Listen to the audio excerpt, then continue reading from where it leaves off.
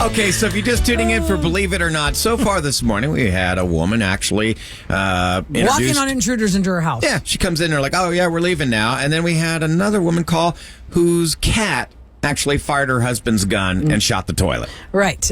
Usually we do Scoop at this point, brought to you by Sister Furniture. We want to continue on with your stories at 713-390-KRBE. Jamie is up next. It seems to be a crazy babysitting story or something like that. Okay, Jamie, let's hear your story. Welcome to the Roula and Ryan Show. Hi. Hi. Hey, good morning, Jamie. I was about, I want to say 18, 19, because it was right out of high school. I babysat. I worked at a daycare, so I just babysat for a lot of those parents. Mm-hmm. And I went, they were out at a party. It was a nice neighborhood. And so they were out till about 1 a.m.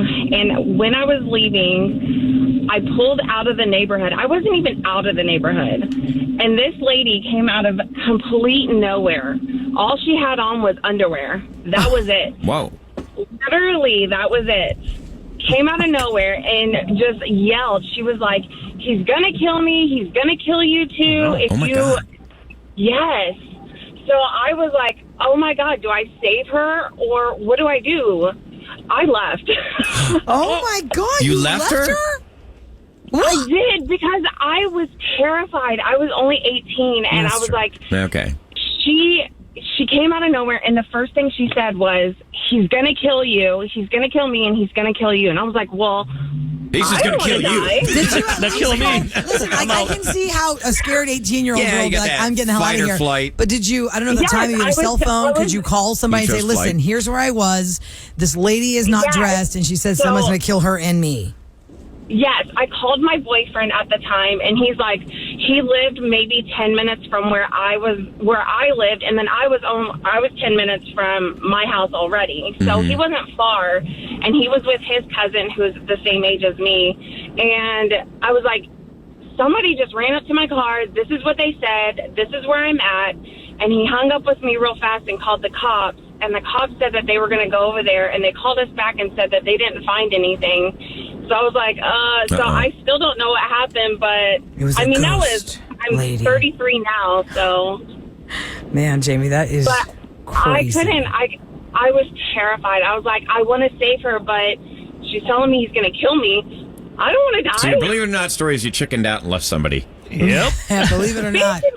Somebody told me that and I let them go. On TikTok, I saw a video of a person saying, here's how they rob you. And he had the camera up high, and there's a guy that was blind in the middle of the road. It was like late at night. Mm-hmm. Really? And so the guy stopped to get out to help him, and then his partner was still over They always by the work in sidewalk, pairs, Eric. and You're he right. ran over there and stuck the gun into his back. Oh, no. So the guy was trying to be nice and said, oh, this kid or guy's blind. I'm going to try and help him. So and the get him moral over. of the story is don't Be a help good somebody on the Samaritan side of ever. the road. Just don't be that. That's what sucks. I don't know. I mean, Sucks. if I see someone blind and they're on the road, I want to help them. But then I'm like, just got to look around, I think. That's also call a the little cops, suspicious. Why is a blind guy on the side of the road? How did he get so far lost being blind that he wandered onto the freeway? Well, I mean, he's blind. Well, it was like a side street of a bad Okay, neighborhood. but still, it's like I'm sure he knows not to walk out into the Probably street by not. himself. But if you told someone that, you'd be a bad person. I don't know how disoriented you get. Maybe he would end up on the side of the road. But yes, Thought I was going to the kitchen to get some pickles. Next thing I know, I'm in the middle of the street.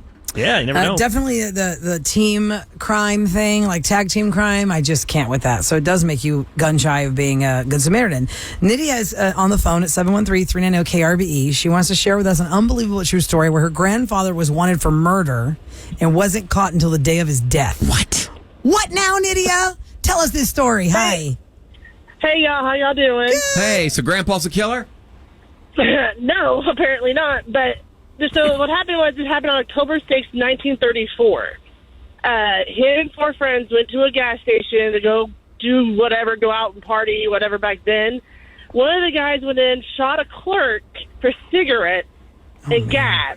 Okay. And because three of them went inside, he was outside, they ran. My grandfather ran home until what happened. At that point, the whole family says, you got to leave. You got to get out of here. And so they burned every picture of him.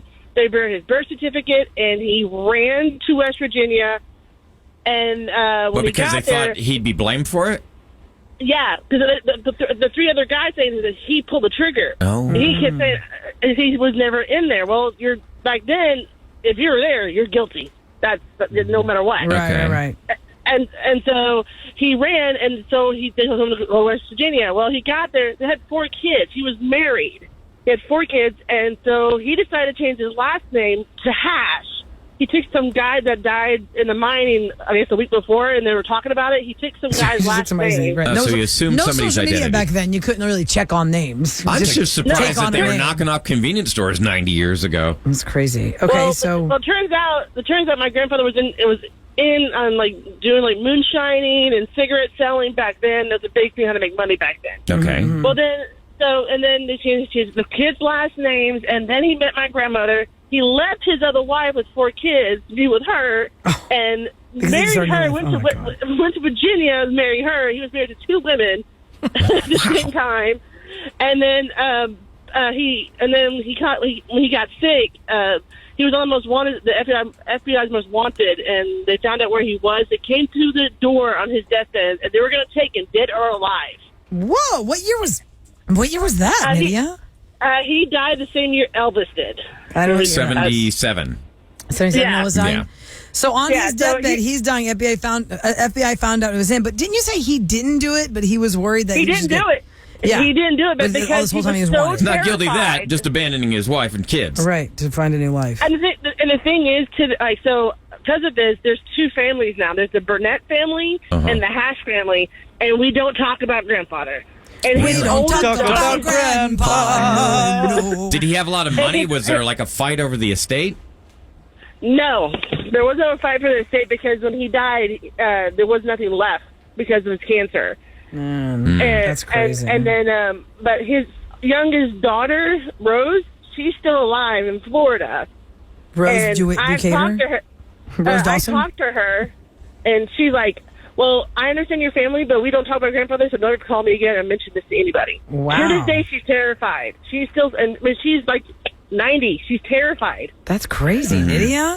Nydia, thanks for sharing your story. That is really a long time crime that they were searching for the guy or not guy. I don't know. Unbelievable but true stories. That's what this is all about. Wow. It's 713-278-VENT. That's the listen line number.